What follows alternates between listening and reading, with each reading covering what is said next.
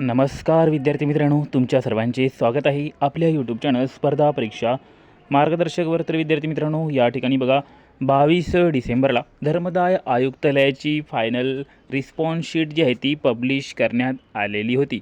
तर या ठिकाणी सर्वांनी ती रिस्पॉन्स शीट बघितलेली आहे. तरी ज्यांना ती बघण्यात येत नव्हती किंवा ज्यांनी ते डाउनलोड होत नव्हती त्यांना आपण व्हॉट्सअप नंबर दिला होता. तर त्यावर खूप साऱ्या मुलांनी त्यांची ID पासवर्ड पाठवले आणि त्यांना आपण ते डाउनलोड करून त्यांना पाठवले देखील. तर खूप साऱ्या मुलांना आपण जवळपास 20-25 मुलांना त्यांची आपण या ठिकाणी रिस्पॉन्स शीट डाउनलोड करून पाठवलेले आहे. तर ज्यांनी देखील अजूनपर्यंत त्यांची रिस्पॉन्स शीट बघितलेली नाही त्यांनी ती लवकरात लवकर बघून घ्या आणि ज्यांना बघता येत नाही त्यांनी आपल्या व्हॉट्सअप नंबरवर मेसेज करा. त्यांना आपण लगेच ती डाउनलोड करून त्यांच्या नंबरवर सेंड करून देणार आहोत. तर बघा, धर्मदाय आयुक्तालय भरती 2025 फायनल ॲन्सर की सर्वांची आलेली आहे. तर यापुढे आता काय प्रोसेस आहे, तर नेमकं काय काय आता करावं लागणार आहे आणि पुढे काय काय होणार आहे, सर्व काही माहिती डिटेलमध्ये आपण या व्हिडिओमध्ये बघणार आहोत. तर व्हिडिओ सर्वांनी शेवटपर्यंत बघायचा आहे. तर बघा, सर्वात जास्त कोणत्या पदाच्या वॅकन्सी होत्या धर्मदाय आयुक्तालयामध्ये, तर त्या होत्या या ठिकाणी निरीक्षक म्हणजेच इन्स्पेक्टर या पदासाठी. तर इन्स्पेक्टर या पदाच्या सर्वात जास्त जागा होत्या आणि याची एक्झाम जी आहे ती या ठिकाणी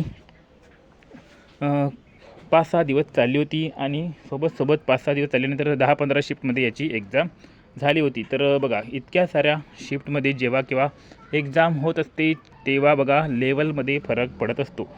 कधी एक्झामची लेवल इझी येत असते तर कधी एक्झामची लेवल जी आहे ती थोडी हार्ड येत असते. त्यामुळे सर्वांना समान मार्क्स मिळविण्यासाठी या ठिकाणी नॉर्मलायझेशन होत असते.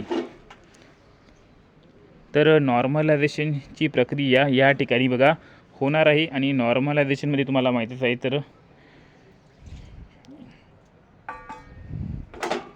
नॉर्मलायझेशनने या ठिकाणी 15, 20, 30 मार्क देखील वाढू शकतात. तर तुम्ही बघितलेच असेल, नुकतीच जी आहे ती या ठिकाणी DMARची भरती झाली होती. त्यामध्ये फार्मासिस्टमध्ये 28 मार्क्स जे आहे ते नॉर्मलायझेशनमध्ये वाढून देण्यात आलेले होते. त्यामुळे नॉर्मलायझेशनमध्ये काय होऊ शकते हे कोणीच सांगू शकत नाही. अनप्रेडिक्टेबल नॉर्मलायझेशन आहे. ज्या शिफ्टमध्ये बघा कठीण शिफ्ट आली होती आणि ज्या शिफ्टचे मार्क्स विद्यार्थ्यांना कमी आले होते त्यांचे मार्क्स 20-30 मार्कांनी वाढू देखील शकतात आणि ज्या शिफ्ट सोप्या आल्या होत्या त्यांचे मार्क्स कमी देखील होऊ शकतात. तर निरीक्षक पदासाठी नॉर्मलायझेशन 100% लागू होणार आहे. तर सर्व बघा या ठिकाणी category wise expected cut off वगैरे किती जाणार आहे आणि कट ऑफ नेमके काय जाणार आहे, कमी जाणार आहे की जास्त जाणार आहे, सर्व काही माहिती आपण या ठिकाणी बघणार आहोत. तर चला बघूया आता. याच्यासाठी आपल्याला सुरुवातीला आणि सोबत बघा या ठिकाणी डॉक्युमेंट्स व्हेरिफिकेशन कधी होणार आहे, डॉक्युमेंट्स व्हेरिफिकेशनसाठी कोणकोणते डॉक्युमेंट्स लागणार आहेत आणि त्यानंतर बघा या ठिकाणी पासिंगसाठी किती मार्क्स आहे, कोणाकोणाला या ठिकाणी पासिंग बघा पासिंगसाठी कोणाकोणाची पासिंग होणार आहे ते सर्व आपण नोटिफिकेशनमध्ये बघून घेऊया काय काय माहिती दिली आहे. तर बघा या ठिकाणी धर्मदाय आयुक्तालय भरती बघा नोटिफिकेशन आपण या ठिकाणी बघून घेऊया, त्यावरून सर्व काही क्लिअर होणार आहे. तर धर्मदाय संघटनेच्या बघा गट ब आणि गट क हे वेगवेगळ्या पदांसाठी ही भरती राबविण्यात आली होती. टोटल बघा या ठिकाणी किती जागा होत्या, 179 जागा होत्या. पदे बघा कोणकोणती होती, विधी सहाय्यकची 3 पदे होती, लघुलेखक उच्च श्रेणी 2 पदे होती, गट ब 12 पदे होती लघुलेखक कनिष्ठ श्रेणीची, गट क निरीक्षक बघा गट क निरीक्षक या पदासाठी या ठिकाणी 121 जागा होत्या आणि गट क मध्ये येणाऱ्या वरिष्ठ लिपिकसाठी 31 जागा होत्या. तर मॅक्झिमम अर्ज या ठिकाणी कोणत्या पदासाठी आली, तर ते आले या ठिकाणी गट क मध्ये येणाऱ्या निरीक्षक म्हणजे इन्स्पेक्टर या पदासाठी आणि या ठिकाणी लिपिक वरिष्ठ लिपिक जे आहे ते या ठिकाणी याच्यासाठी 31 पदे होते. तर या 2 पदांसाठी मॅक्झिमम अर्ज आलेले आहे. सर्वांनी याची एक्झाम दिलेली आहे. टोटल 179 पदे या ठिकाणी होते. तर या ठिकाणी बघून घेऊया आपण आणखीन काही महत्त्वाची माहिती. तर कागदपत्रे कोणतेही लागणार आहे, तर एक्सपेक्टेड कट ऑफ बघून घेऊया आपण किती जाणार आहे. तर सर्वात प्रथम आपण या प्रकारे निरीक्षक बघा 121 पदे होती गट क ची. 121 पदे होते. 35,400 ते 1,12,400 या वेतन श्रेणीमध्ये याची वेतन आहे. तर सर्वसाधारण बघा या ठिकाणी सर्वसाधारण जागा किती होत्या. तर सर्वात प्रथम आपण बघून घेऊया अराखीव. तर अराखीव टोटल 37 जागा होत्या. त्यापैकी सर्वसाधारण 11 जागा आणि महिलांसाठी 11 जागा, 2 जागा खेळाडू, 6 जागा माजी सैनिक, 4 जागा पदवीधर अंशकालीन, नंतर 1 जागा भूकंपग्रस्त आणि 2 जागा या ठिकाणी प्रकल्पग्रस्ताच्या होत्या. तर या ठिकाणी 11 जागा सर्वसाधारण होत्या. तर कट ऑफ जी आहे ती थोडी जास्त जाणार आहे, कारण की बघा जागा जी आहे ती कमी आहे. 11 महिला आणि 11 सर्वसाधारण. तर या ठिकाणी ज्यांना कोणाला आपण एक्सपेक्टेड कट ऑफ सांगणार आहोत, या ठिकाणी एक्झॅक्ट कट ऑफ समजू नका. तर बघा ज्यांना कोणाला या ठिकाणी 110 ते 130 या रेंजमध्ये मार्क्स आहे, त्यांनी या ठिकाणी स्वतःला सेफ समजू शकता या ठिकाणी सर्वसाधारण कॅटेगरीमध्ये अराखीवच्या. कारण की बघा या ठिकाणी नॉर्मलायझेशन देखील होणार आहे. ज्यांना 130 मार्क आहे त्यांचे मार्क 160 देखील होऊ शकतात. ज्यांना 120 मार्क आहे त्यांचे मार्क्स वाढून 150 देखील होऊ शकतात. त्यामुळे एक्सपेक्टेड आपण या ठिकाणी जो कट ऑफ सध्या सांगितलेला आहे तो सध्याच्या मार्क्सवरून सांगितलेला आहे 110 ते 130पर्यंत. आणि महिलांसाठी बघा या ठिकाणी ज्यांना पण 110 ते 128पर्यंत मार्क्स आहे ते या ठिकाणी सेफ स्वतःला समजू शकता अराखीव या पदासाठी. आणि बाकीचे जे अदर कॅटेगरी आहे त्यांना बघा या ठिकाणी 100पासून तर 130पर्यंत जरी मार्क असेल तर ते स्वतःला सेफ समजू शकता. बस आपण जास्त काही कट ऑफ एक्सपेक्टेड सांगणार नाही आहोत, कारण की एक्झॅक्ट डाटा अजूनपर्यंत आलेला नाही आहे. त्यामुळे आणखीन या ठिकाणी एक्सपेक्टेड कट ऑफ सांगण्याची काहीही गरज नाही आहे. फक्त लक्षात ठेवा 100 ते 130-140पर्यंत जर तुमची मार्क्स असेल तर तुम्ही या ठिकाणी रेसमध्ये आहात निरीक्षक या पदासाठी, कारण की नॉर्मलायझेशन या ठिकाणी खूप मोठा रोल प्ले करणार आहे. तर बघा या ठिकाणी वरिष्ठ लिपिकची 31 जागा होत्या. तर याची कट ऑफ जी आहे ती या ठिकाणी जास्तच राहणार आहे. ज्यांना 150च्या वर मार्क आहे त्यांचं या ठिकाणी सिलेक्शन होण्याचे मॅक्झिमम चान्सेस आहे. तर या ठिकाणी आपण बघून घेऊया डॉक्युमेंट्स काय काय लागणार आहे आणि सिलेक्शन प्रोसिजर काय राहणार आहे.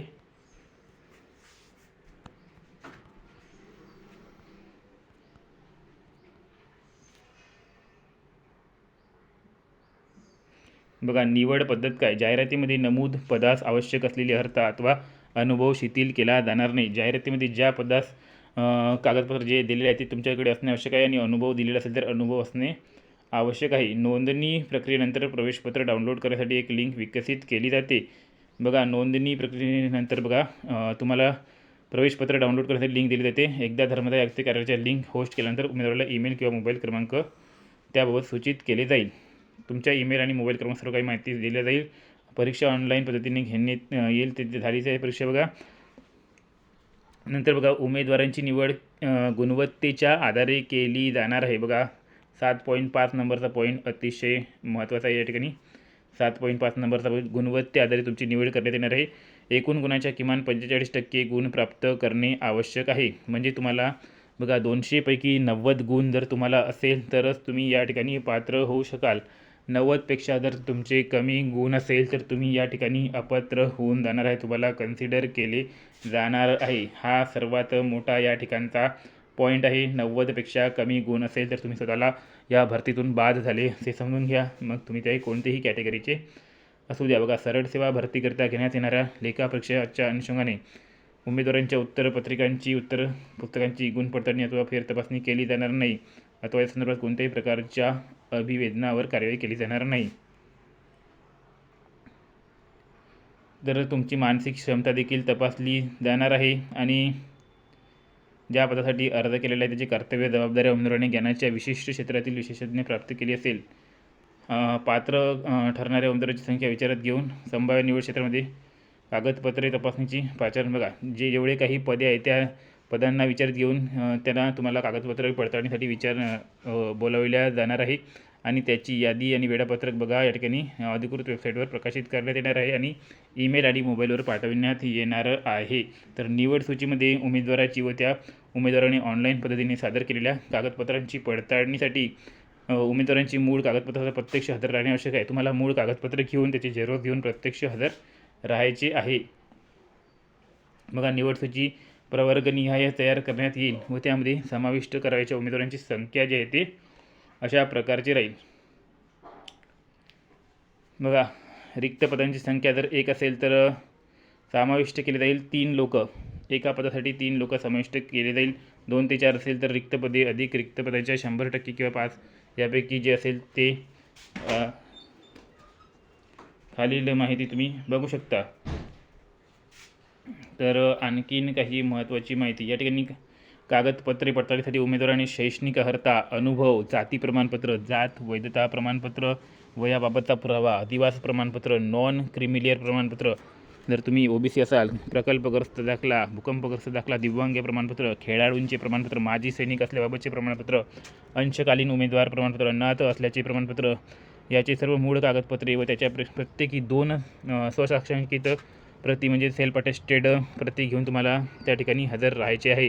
आणि कागदपत्रे तपासणीच्या वेळी उमेदवार शैक्षणिक व इतर अर्हता धारण करीत नसल्याचे आढळून आल्यास किंवा तपासणीकरिता अपूर्ण कागदपत्रे सादर केल्यास त्यास निवडीसाठी अपात्र धरण्यात येणार आहे. तुमचे कागदपत्र अपूर्ण असेल तर तुम्हाला अपात्र केल्या जाईल आणि कोणतीही तक्रार निश्चित केली जाणार नाही आहे.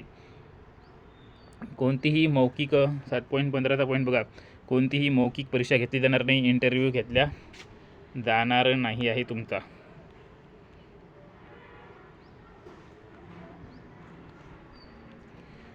तर या ठिकाणी बघा आणखीन काही महत्त्वाची माहिती.